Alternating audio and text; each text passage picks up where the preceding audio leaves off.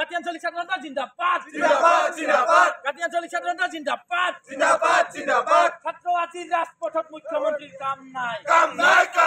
ছাত্ৰ আজিৰ ৰাজপথত হিমন্ত বিশ্বৰ কাম নাই বিজেপি হতকাৰী সিদ্ধান্ত বাতিল কৰক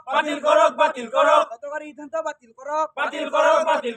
জয় অসম অসম ছাত্ৰ সন্থা জিন্দাবাদ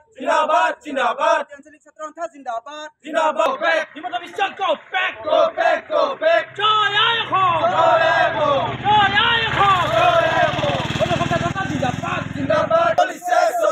ছাত্ৰ ঐক্য জিন্দাবাদ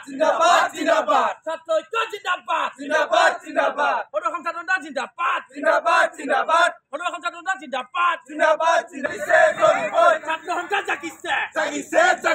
ছাত্ৰ সন্থা জাগিছে জয় অসম হিমন্ত বিশ্ব go back হিমন্ত বিশ্ব আছু আজি জাগিছে কাম নাই ছাত্ৰ আজিৰ ৰাজপথত হিমন্ত বিশ্বৰ কাম নাই ছাত্ৰ আজিৰ ৰাজপথত হিমন্ত বিশ্বৰ কাম নাই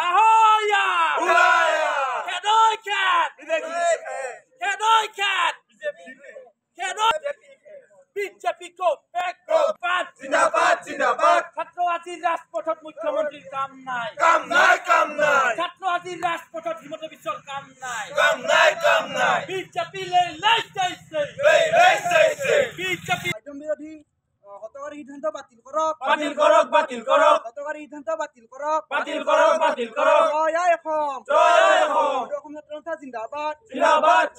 কাটিয়াঞ্চলিক ছাত্ৰ সন্থা জিন্দাবাদ সদৌ অসম ছাত্ৰ সন্থাৰ আহ্বানত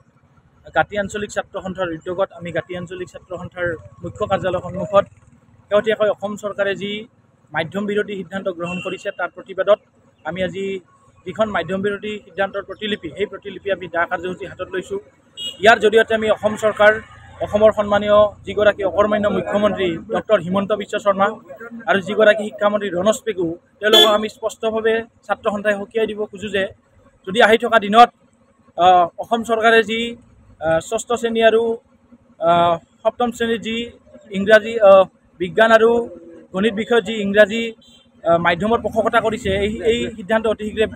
প্ৰত্যাহাৰ কৰিব লাগে আৰু ছাত্ৰ সন্থাই আমি স্পষ্টভাৱে সকীয়াই দিছোঁ যদি অনাগত দিনত যি অসমীয়া ভাষা বিৰোধী সিদ্ধান্ত এই চৰকাৰখনে গ্ৰহণ কৰি আছে বাতিল নকৰে তেতিয়াহ'লে আমি ছাত্ৰ সন্থাই ভয়াৱহ গণতান্ত্ৰিক আন্দোলন গঢ়ি তুলিম।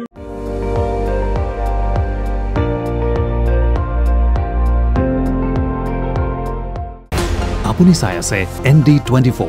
সৰ্বশ্ৰেষ্ঠ নহয় সৰ্বোত্তমৰ দৌৰ।